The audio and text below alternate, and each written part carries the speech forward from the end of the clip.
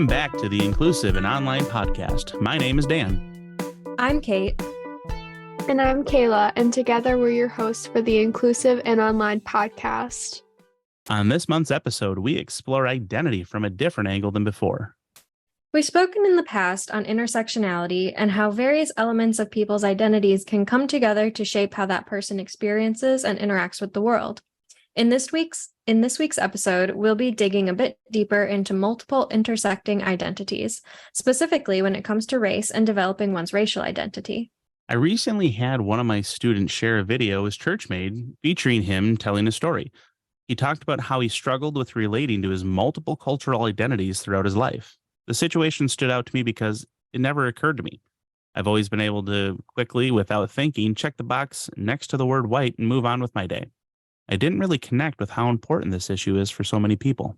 Although we do not personally have experience with being multiracial, we are hoping to learn from someone who does not have who does have experience with being a part of multiple cultural identities and how it may impact someone pursuing higher education.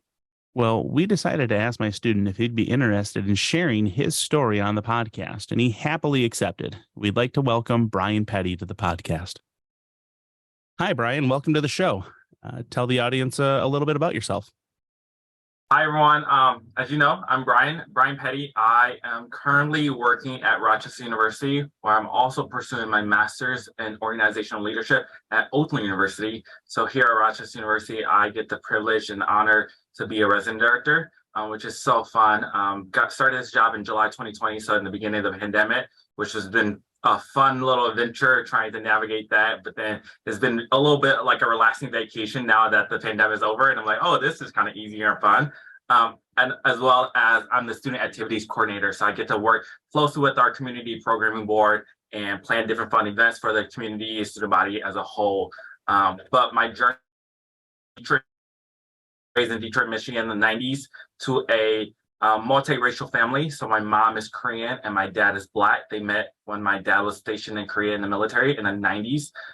Came here. I have 3 older sisters.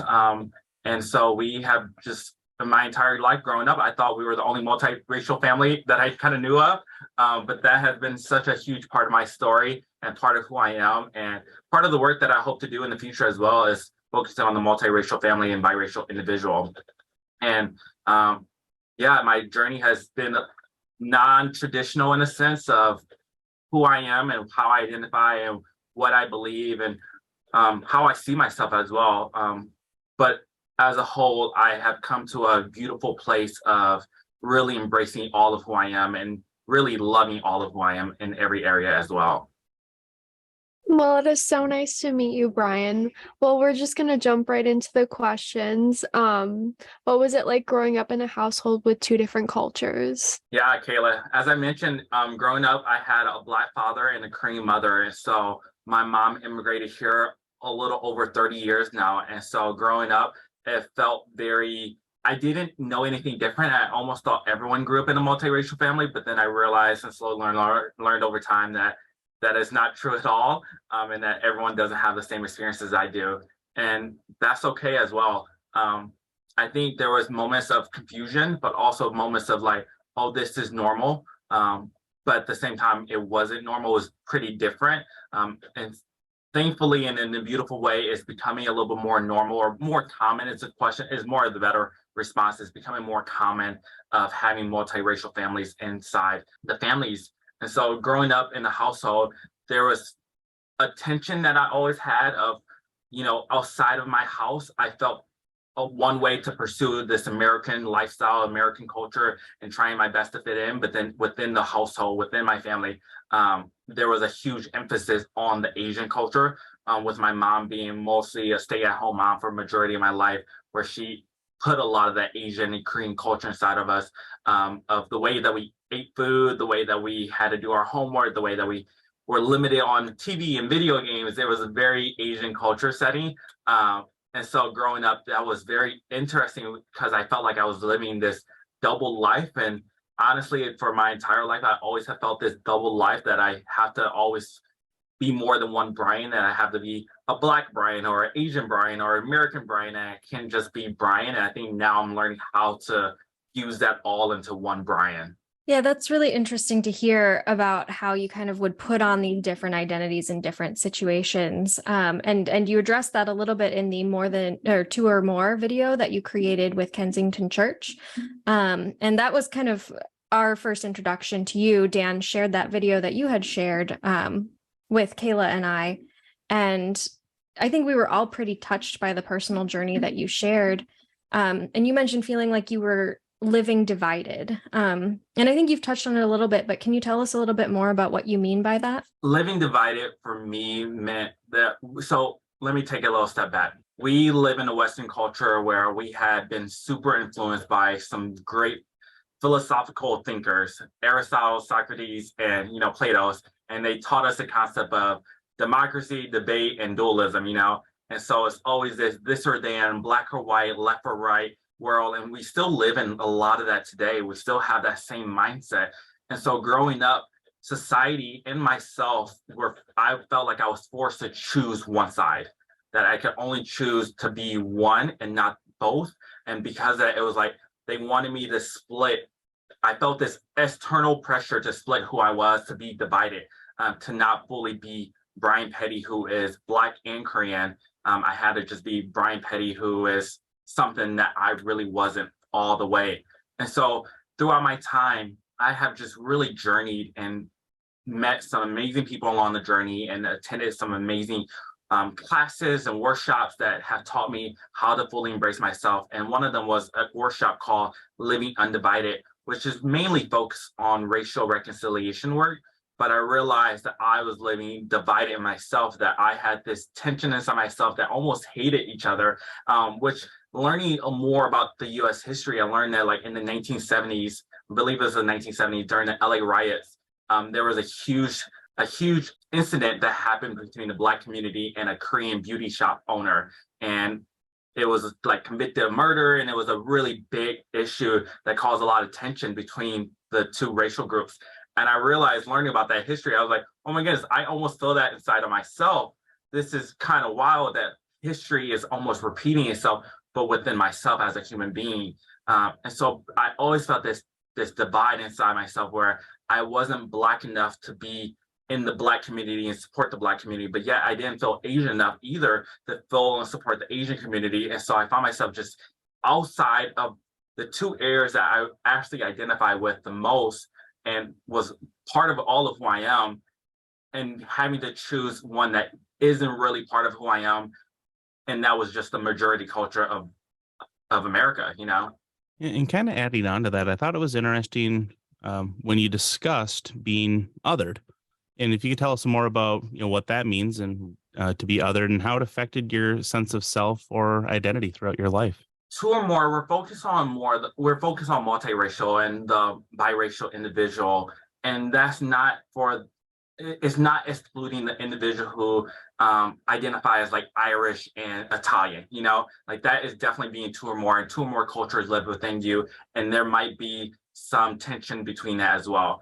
But in America, you're not going to be other because of your skin tone or the culture you have, because we have almost assimilated and adopted a lot of the cultural and heritage and racial history inside American culture, while being Black is still a minority culture, being Asian is still a minority culture. And so I oftentimes have felt so othered, where even within my own racial group, people don't look at me sometimes or see me from face value, my skin tone, my phenotype, and say, oh yeah, he's an Asian and he's one of us, or he's Black and he's one of us. It's almost like I never felt I was included.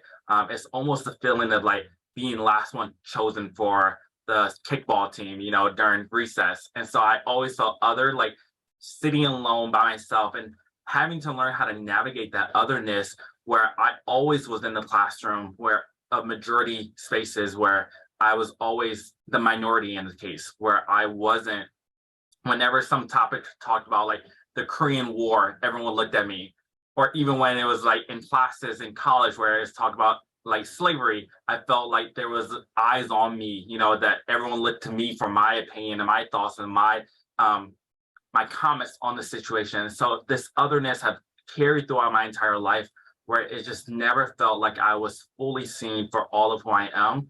And because of that, I was too different and they just pushed me to the side. That's really interesting the way that you framed that, because it, as you were talking, it kind of makes me think of kind of the dialogue that people have about visible and invisible like identities, whereas a racial identity, people look at someone and they're like, oh, I'm going to immediately put them in that box because they can see that. Whereas with other types of identities, maybe disability, sexual orientation, like you might look at someone and not be able to tell. And it's really interesting how you framed that, because you have an experience that is similar, where people look at you and they're like, I don't know what box to put you in.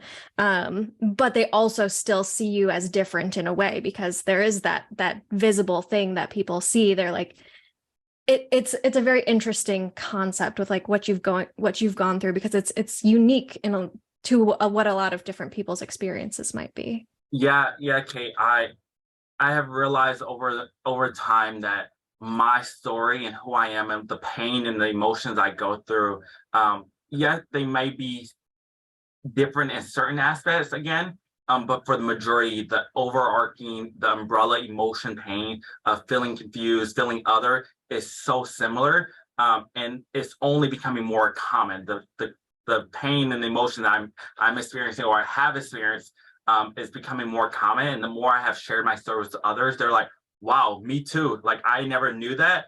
And now you have given me language, Brian, for me to fully express or process this or dive deeper into what I have experienced my entire life.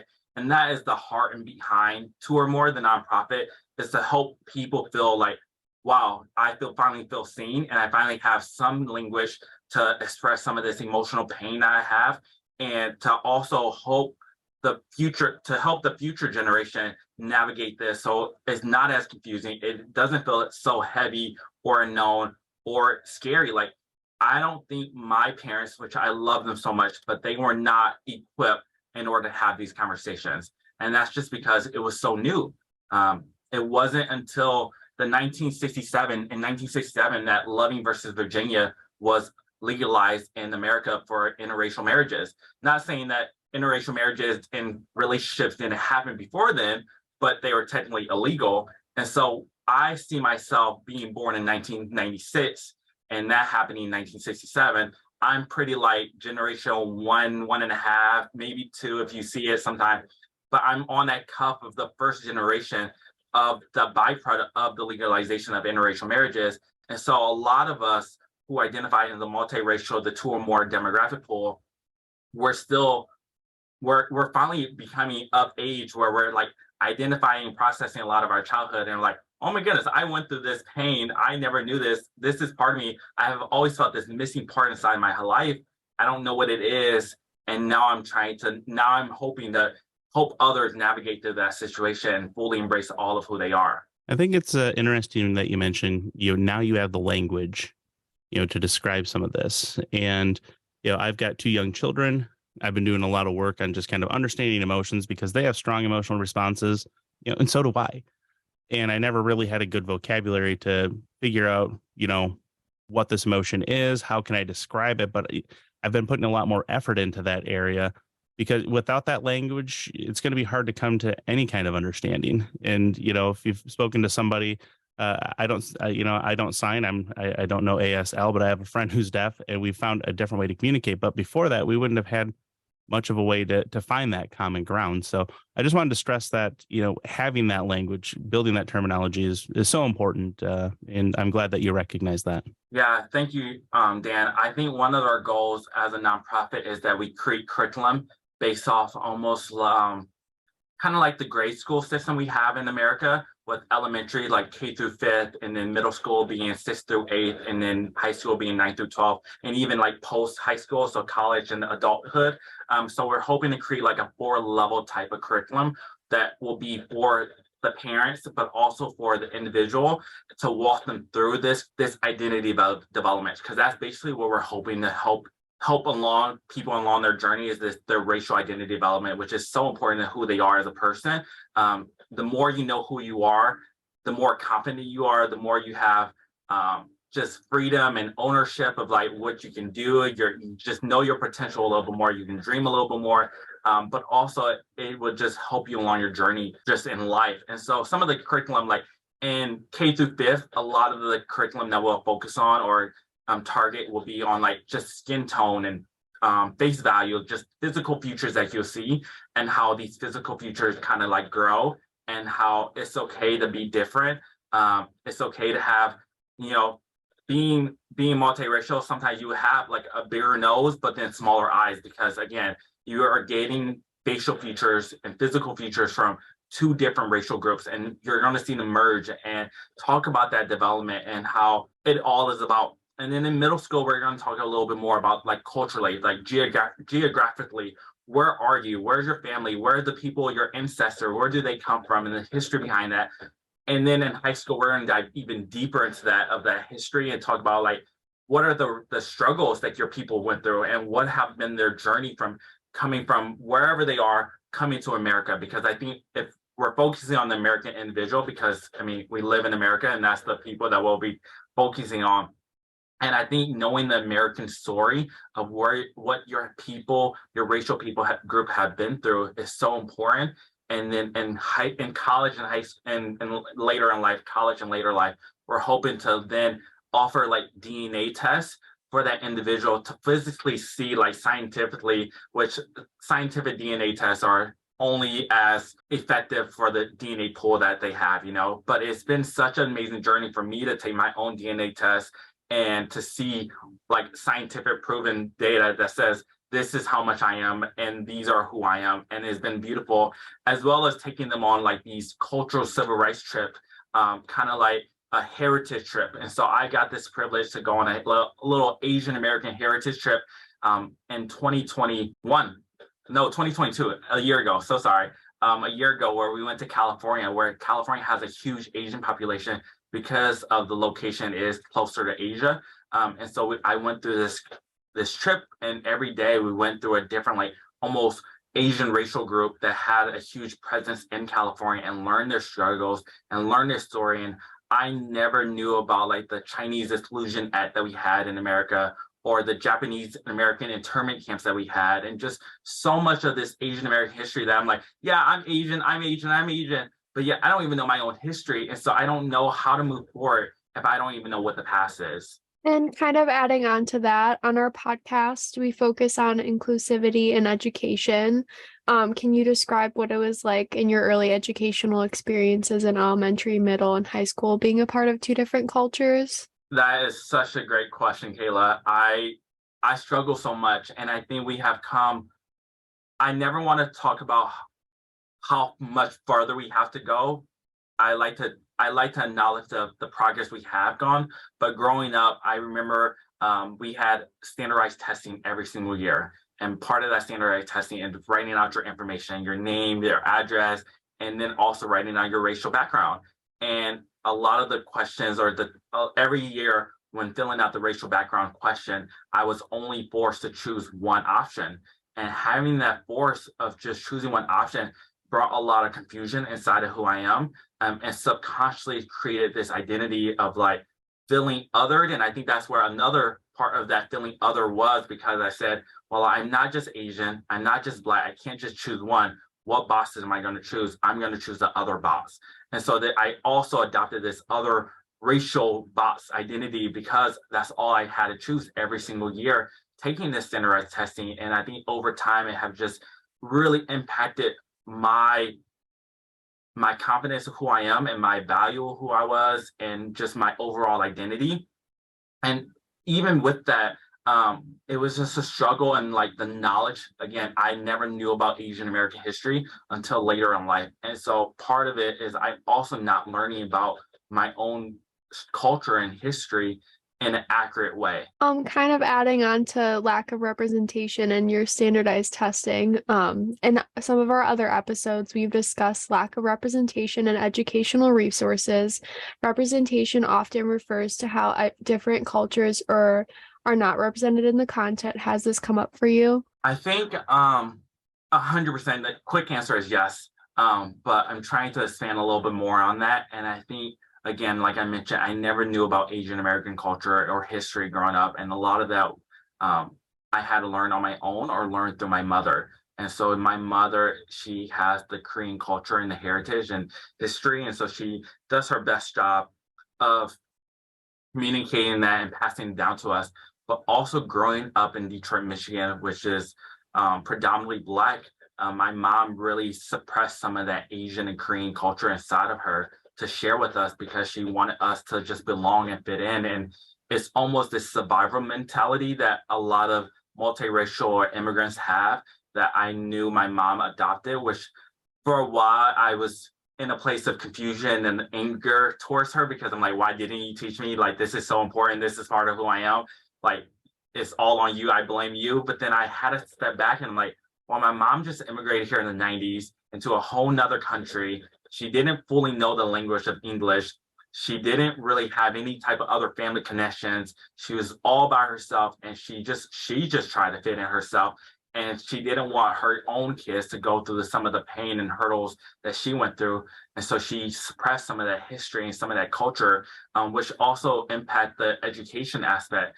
And I think growing up in Detroit, which is predominantly Black, they focus heavily on the Black culture. So growing up, I knew and felt connected to my Black education and learned about Black history. But even then, I feel like it's limited. I've been learning more about history and how we don't expand on the full story sometime, and we only share the good parts of history. But the bad parts are also as good as the good parts are. And good and bad is so subjective. And history is just, it needs to be told the way that it was, that it happened, you know? Yeah, I completely agree. I mean, the U.S. has got a track record, as you mentioned, of discrimination against, Asian culture and Asian people, Asian Americans. Sticking with education, let's talk a little bit more about your experience in higher education. Compared to your early educational experiences, what was the transition into higher education like for you? So, and I started my higher education experience in 2014. So I graduated high school in 2014 and then started my freshman year at Oakland University in 2014 as well.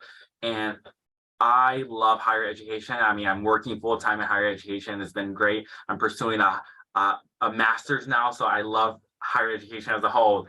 And I think one of the biggest things why I love higher education is the emphasis of wanting to learn and grow more. And so coming to Oakland University, I got really connected with the Center for Multicultural Initiative office, where I got to explore a little bit more about my culture background. And I got more language and more education to fully express and process some of these thoughts and emotions that I had inside myself, but yet never had the language to share with others.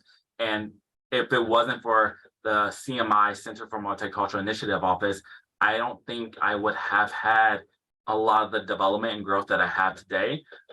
And so for me, it wasn't more so in the classroom setting. It was more in the student affairs, non-academic setting that really has helped me grow into the person I am today. Yeah, and I think that's really helpful for, maybe some of our listeners to note is that there are resources available on campus. And even if you're not getting some of those educational experiences in the classroom, and maybe you have a major that doesn't relate in any way, there are still those resources that can allow students to explore and grow. So I appreciate you mentioning that. There's social groups for almost every interest and also for almost every racial background or religious background or even sexuality, but there's nothing for the individual who identifies two or more. And so even in college, I was forced to either choose the Black Student Union or the Asian American Association. And I'm like, well, I don't feel like I can choose either because I'm living not either or. I'm both and so one of the goals is that in college, we can start these two or more groups on college campuses, partnering with the multicultural offices on different college campuses to create a space or create awareness and educational opportunities to help those that identify as two or more, again, have a space for them to express this pain, this struggle, and this tension that they have always dealt with. Yeah, I love that idea. And that's not something that I would have really thought of. But I think it's super important to have those spaces where you can come together with people who have, similar shared experiences. So I think that's a fabulous idea.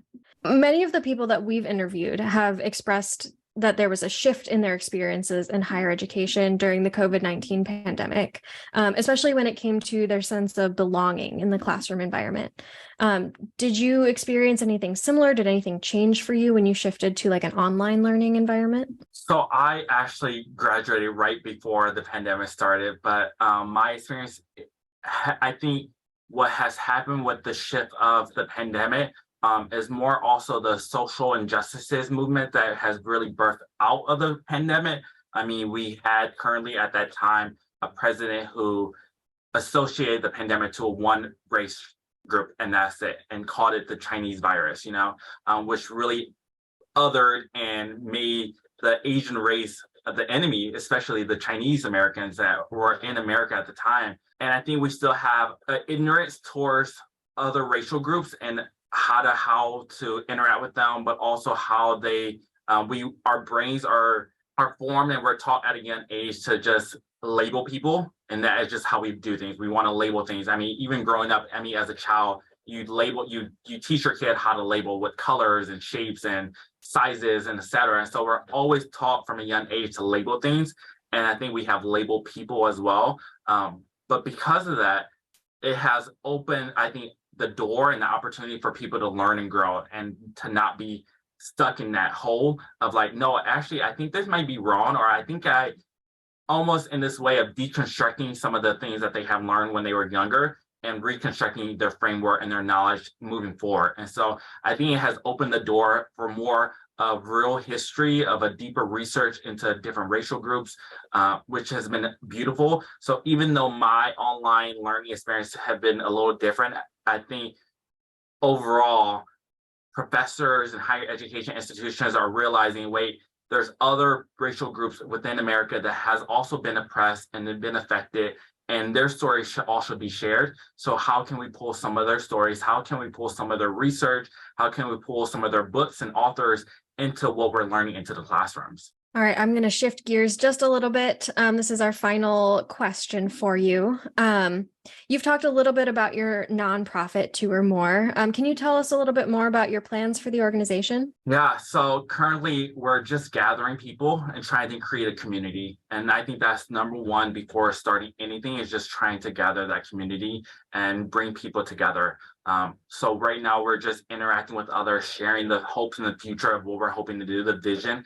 We're just casting the vision, and the casting the vision stage of where we're at, it might last longer than a year. It might something burst out of it sooner. But right now we're just hoping to cast a vision to others.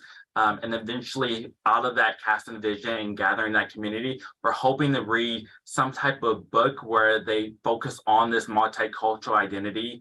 So we can kind of have a form, a more like common language and common foundation, because again, that is where we're lacking in this multiracial Two or More area, is that we don't have the language to express some of these emotions and pains. So we're having to first develop this language. And there's some people that have already done the work. And so we're hoping to tap onto their work that they have done and then build upon that. And if anybody listening right now was interested in getting involved or being a part of that community, is there any way that they can, what steps should they take? Yeah, so right now we're in the process of starting the LLC and filing under a nonprofit and going through the track records of that. It is not an easy process. It's kind of lengthy. And so again, this idea birthed a year ago that I felt like it just came to me, and I shared it with some other individuals, and they were like, yes, Brian, we have to do this. So it's a slow progress. But the biggest way, we did start I believe that one day, this is totally side tangent, but I believe one day you're going to have to buy like Instagram and social media handle names. Like just like you buy a website domain, you're probably going to have to buy a social media handle. And so we have a social media handle, and that is on Instagram only right now. And I just reserved it because I said I don't want anyone else to take it. But that is Two or More .races, RACES, so Two or More Races, but the dot is in between Two or More. And that is on Instagram, so they can give us a follow, but we have no content on there yet. And it's just because we wanted to reserve the name, but eventually we will have a website. I guess the best way to contact is me directly through me. And so my name is Brian Petty. And if you want my email, or I guess the best way is to email the podcast, and it can get forward to me. Absolutely, we can do that. So it has to start somewhere, right? And the early stages are exciting, and we wish you well on that endeavor. And thanks for being here today and sharing your story with us. We really appreciate you taking the time to share your story with us and with our listeners. Thank you so much. It really is such an honor to share my story. I really appreciate it. We'd like to thank Brian for joining us today. If you liked this episode, don't forget to subscribe and rate our show on Apple Podcasts, Google Podcasts, Stitcher, or Spotify. We value your feedback, and your ratings and reviews will help others discover our show. You can also follow us on Twitter and Instagram at Inclusive Online Pod. If you'd like to get in touch with us with your ideas, feedback, or requests to collaborate, you can send us an email at inclusiveonlinepod@gmail.com. We'll be back next month with our next episode. Until then, We hope you feel included.